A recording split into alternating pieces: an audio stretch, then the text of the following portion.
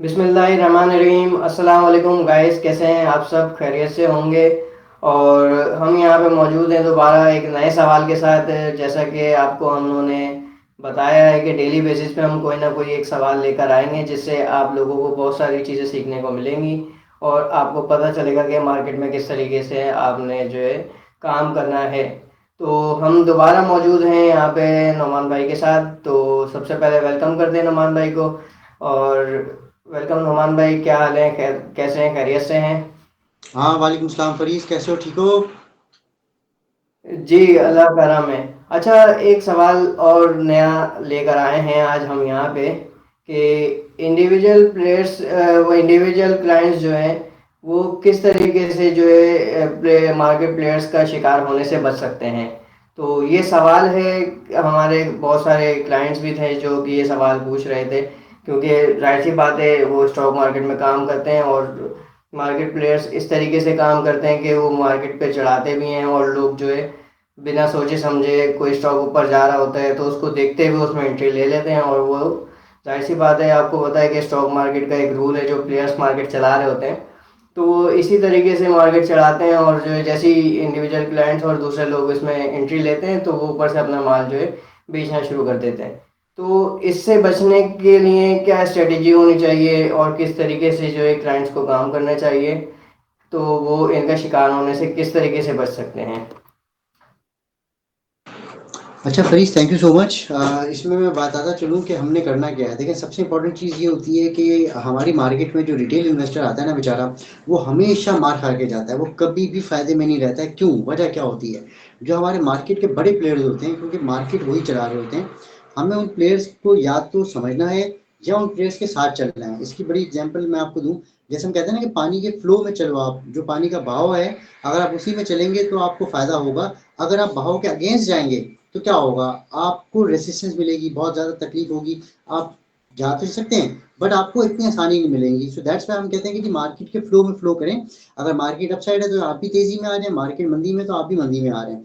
तो जो आपका सवाल है, बड़ा ज़बरदस्त सवाल है कि इंडिविजुअल इन्वेस्टर्स जो हैं वो किस तरह से बेसिकली पंटर्स कह लें, मार्केट प्लेयर्स कह लें, उनसे बच सकते हैं। देखें, इसके हवाले से मैं आपको बताता चलूँ कि कुछ बेसिक पॉइंट्स हैं जो मैं समझता हूँ कि हमें फॉलो करने की ज़रूरत है। और उसके हवाले से आप समझ लें कि क्या इंपॉर्टेंट चीज़ें हैं। 10 पॉइंट्स हैं जो मैं आप लोगों को बताऊंगा। शॉर्ट करूंगा वीडियो ताकि आप देखें, जल्दी जल्दी वो पॉइंट सीख लें और आसानी से चीज़ों को लेकर चलें। आपका सवाल था इंडिविजुअल क्लाइंट्स किस तरह मार्केट प्लेयर्स का शिकार होने से बच सकते हैं। तो भाई ये 10 पॉइंट्स हैं। ये दस ठीक है। इन 10 पॉइंट्स को अंडरस्टैंड करें बिल्कुल। और समझ के चीज़ों को लेके चलें।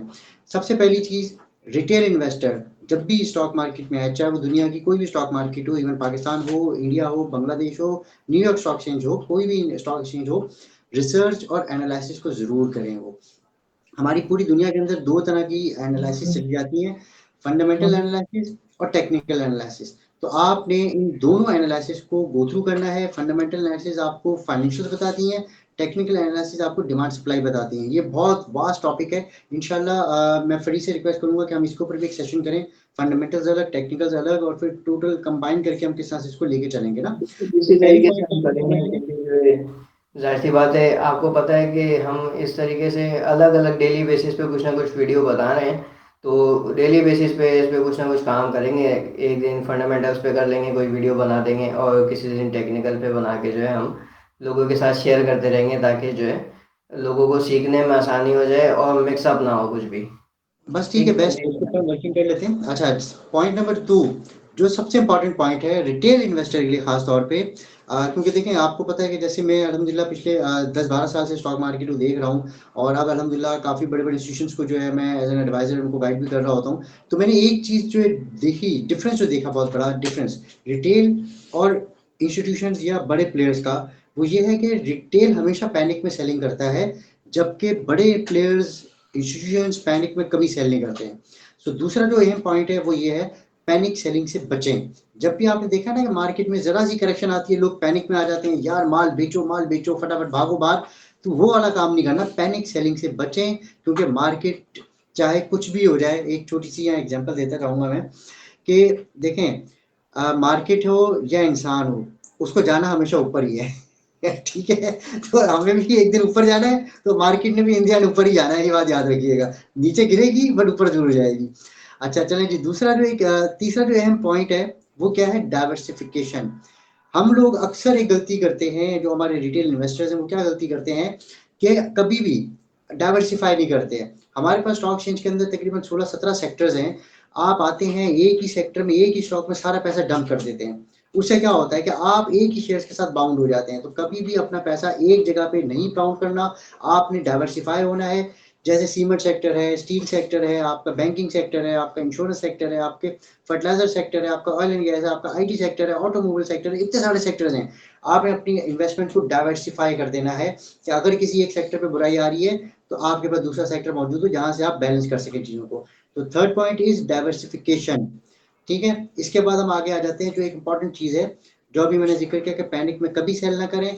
चौथा पॉइंट है स्टॉप लॉस ऑर्डर लगाना कभी ना भूलें। अगर आप शॉर्ट टर्म में ट्रेड कर रहे हैं और आप कहते हैं कि आपका पैसा बचा रहे, तो हमेशा स्टॉप लॉस लगाना सीखें।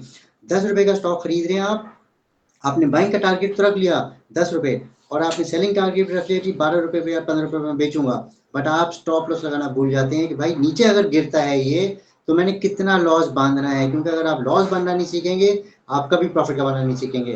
तो 10 रुपए की खरीदारी की है, 12 रुपए का टारगेट प्राइस रखा है, तो कम से कम जो है ना 9 रुपए का या 8 रुपए का आपका जो स्टॉप लॉस भी होना चाहिए, ताकि आपका सारा पैसा बाउंड ना हो, आप कुछ पैसा बचा के बाहर आ जाए। तो स्टॉप लॉस चौथा पॉइंट है, याद रखिएगा।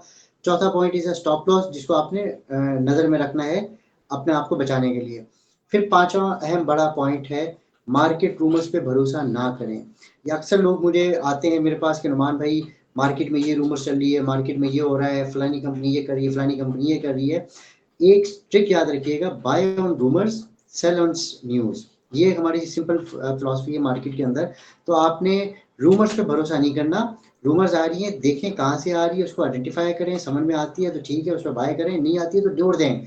बट इन पे भरोसा नहीं करना है, क्योंकि अक्सर रूमर्स जो फेक न्यूज़ भी होती हैं, और हमने कई दफ़ा देखा है आजकल काफ़ी सारे ऐसे न्यूज़ डिजिटल प्लेटफॉर्म चल रहे हैं जो फेक न्यूज़ लगाते हैं, स्टॉक प्राइस आसमान पे चढ़ाते हैं, और फिर कंपनी नोटिस लगा रही होती है कि जी फलाने पब्लिकेशन में आया था। मैं नाम नहीं डिस्क्लोज करूंगा क्योंकि जाहिर सी बात है कॉन्फ्लिक्ट ऑफ इंटरेस्ट हो जाएगा। एज यू नो कि मैं भी Pakistan first Urdu Roman news का जो है फाउंडर भी हूँ। तो काफ़ी सारे ऐसे न्यूज़ के जो है नोटिस लगे हैं कि जी फेक न्यूज़ थी। तो रूमर्स पे कभी भरोसा ना करें। छठा और important point, short term trading में एहतियात करें। अगर आप शॉर्ट टर्म ट्रेडिंग कर रहे हैं तो शॉर्ट टर्म ट्रेडिंग में एहतियात से क्या मुराद हुई कि आपने अपने स्टॉप लॉसेस को लगाना है, मार्केट को बहुत अच्छे से अंडरस्टैंड करना है, मार्केट के लेवल्स को बहुत अच्छे से अंडरस्टैंड करना है, एंड देन फिर आप जो है आगे ट्रेड करेंगे। इसी के साथ साथ सातवां और एक बड़ा ही इंपॉर्टेंट पॉइंट है, वो है नॉलेज और अवेयरनेस। आपके पास जितनी मैक्सिमम नॉलेज होगी उतना ही आप बेनिफिट उठा सकेंगे। तो यहाँ पे मैं सब जितने भी हमारे रिटेल इन्वेस्टर्स हैं उन सबसे यही कहूँगा कि हम जो वीडियोस का जो हमने इनिशिएट लिया है एजुकेशन के हवाले से, गाइडेंस के हवाले से, और फिर हमने कुछ अपने व्हाट्सएप के पेड ग्रुप्स भी क्रिएट किए हैं, ताकि लोग, क्योंकि ज़ाहिर सी बात है फ्री में कोई चीज़ मिल रही होती है ना उसकी वैल्यू नहीं होती है। तो that's why we started a paid groups, जिसमें हम सिखा रहे हैं और हम बता रहे हैं कि कैसे लेके चलना है। उसमें हमने कुछ अपनी ट्रेडिंग कॉल्स भी देते हैं, जिससे लोगों को फ़ायदा भी पहुँचता रहता है और वो सीखते भी रहते हैं। तो हमारे जो पेड ग्रुप्स हैं उनको ज्वाइन कर लीजिएगा। वहाँ पे आपको जो सातवां पॉइंट है बड़े आसानी से मिल जाएगा, नॉलेज एंड अवेयरनेस के हवाले से। तो आपने अपने आप को अवेयर रखना है, नॉलेजेबल रखना है, तो आप बचे रहेंगे मार्केट के बड़े प्लेयर्स के साथ। फिर एक इंपॉर्टेंट चीज़ जो सबसे आती है, 8वें पॉइंट पे हम बताएंगे, प्रोफेशनल एडवाइस ज़रूर लें। देखें हर इंडस्ट्री का एक प्रोफेशनल होता है, एक एक्सपर्ट होता है। जैसे अगर मैं बात करूँ कि मैं एक फाइनेंशियल एक्सपर्ट हूँ, तो मैं आपको फाइनेंशियली अच्छी एडवाइस दे सकता हूँ। बट अगर आप मुझसे पूछें कि नुमान भाई मैं घर बनाने जा रहा हूँ और मुझे अपने घर में 10 कमरे बनाने हैं, 2 बाथरूम बनाने हैं, क्या टाइल लगेगी, क्या जो है ऊपर सीलिंग का मसला आएगा, तो मैं आपको एडवाइस नहीं दे सकूँगा, क्योंकि I am not an expert, not a expert on that के जी मैं आपको कंस्ट्रक्शन के ऊपर कोई एडवाइस दे सकूँ।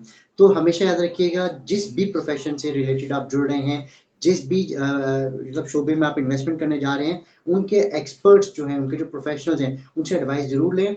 और जब भी आप किसी एक्सपर्ट के पास जा रहे हैं, तो आजकल आपको पता है जब मार्केट तेज़ी से ग्रो करती है, तो मैंने भी एक प्रीवियस वीडियो हम लोगों ने एक बनाई है बरसाती क्रूज़ के हवाले से, उसको ज़रूर देख लीजिएगा।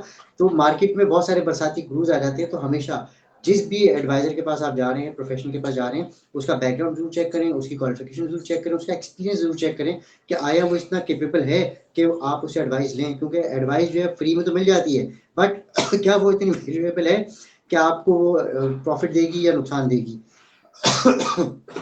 अच्छा, इसी के साथ साथ 9वां पॉइंट है, लो कैप स्टॉक्स में एहतियात करें। लो कैप स्टॉक से मुराद पेनी स्टॉक्स, जो कि छोटे कचरा स्टॉक्स होते हैं। मैं हमेशा से कहता हूँ कि फंडामेंटली स्ट्रॉन्ग स्टॉक्स में जाएं जिनकी वैल्यू इंक्रीज होती है। अक्सर लोग ऐसी कंपनी का हमें रिकमेंडेशन देते हैं, जिसमें मैं छोटे नाम ले लेता हूँ, जिसमें WTL हो गया, TRG हो गया, सिल्क बैंक हो गया, सिनर्जी हो गया। ये वो कंपनीज हैं जो लॉस मेकिंग कंपनीज हैं। भाई जब ये कंपनी अपने आप को प्रॉफिट नहीं दे पा रही है तो आपको कैसे प्रॉफिट देंगी? So these are the low cap stocks, जो कि छोटी और कचरा कंपनीज होती हैं। इन कंपनी से दूर रहें।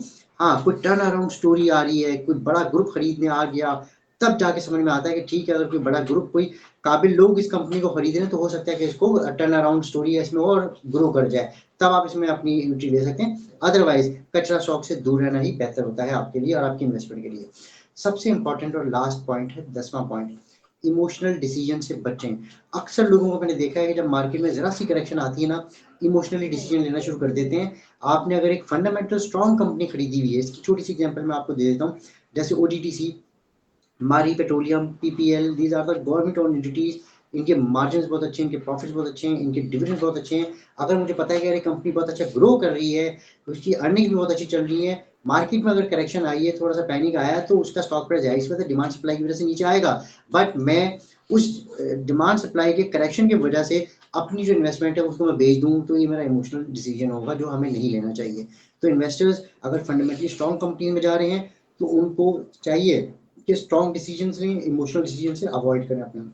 अगर वो इमोशनल डिसीजन पे रहेंगे, स्टॉक मार्केट उनके लिए जगह नहीं है, क्योंकि स्टॉक मार्केट वेल्थ मल्टीप्लायर है। यहाँ पे आपके पैसे मल्टीप्लाई होते हैं, वेल्थ क्रिएशन होती है। और मैं चाहूंगा कि ये एक बिजनेस है, क्योंकि आप यहाँ पे 600 मतलब बिजनेसेस जो पाकिस्तान की टॉप 600 कंपनीज हैं, उनमें आप जो इन्वेस्टमेंट कर रहे होते हैं, उनके बिजनेस पार्टनर्स बन रहे होते हैं। तो ये 10 पॉइंट्स हैं हमारे, जो आपने याद रखने हैं। मैं एक दफ़ा रिकैप कर देता हूँ 10 पॉइंट्स को।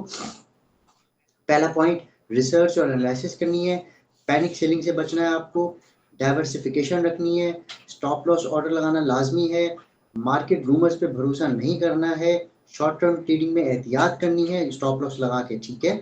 नॉलेज और अवेयरनेस जरूर रखनी है अपने पास, नॉलेजेबल बनाना है अपने आप को, तभी जाके आप स्टॉक मार्केट में कामयाब होंगे। 8वां पॉइंट है, प्रोफेशनल एडवाइस लें प्रोफेशनल से जो एक्सपर्ट्स हों उस चीज़ के। लो कैप कच्चा स्टॉक से एहतियात करें, और सबसे इम्पॉर्टेंट चीज़, इमोशनल डिसीजन ना लें।